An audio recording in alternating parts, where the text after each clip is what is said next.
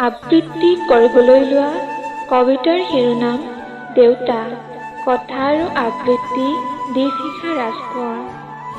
তোমাৰ বাবে মই জীৱন পাইছিলোঁ, তুমিয়ে মোৰ সুখ দুখ সকলো আছিলা। তোমাৰ বাবে আগবাঢ়িছিলোঁ মই জীৱনৰ যাত্ৰাত। দুখত কাতৰ হ'লে তুমি হৈছিলা দুখী, মোৰ বাবে তুমি সদায় মৰমৰ দেউতা আছিলা। কিন্তু হঠাৎ তুমি মোৰ জীৱনৰ পৰা বহুত দূৰলৈ আঁতৰি গলা।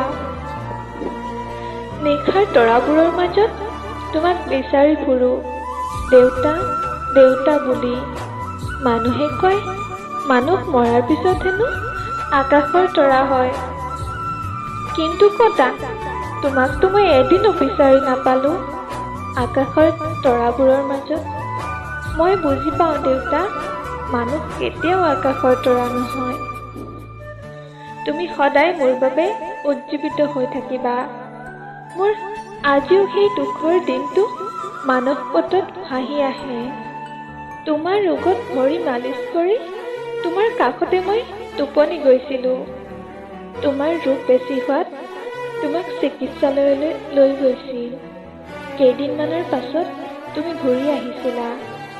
আনন্দতে তোমাৰ কাষলৈ দৌৰি গৈছিলোঁ, কিন্তু বাহিৰত তুমি চিৰদিনৰ বাবে যে শুই আছিলা সেয়া বুজা নাছিলোঁ। সৰু হৈ আছিলোঁ বাবে হয়তো বুজি পোৱা নাছিলোঁ মৃত্যু কি, কিন্তু তোমাক হেৰুৱাৰ বেদনাত বহুত কান্দিছিলোঁ। কাৰো বুজনি ল'ব নুখুজিছিলোঁ, অবুজন হৈছিলোঁ মই। ভগৱানক তেতিয়া বহুত বেয়া পাইছিলোঁ তোমাক আমাৰ পৰা কাঢ়ি নিয়াৰ বাবে।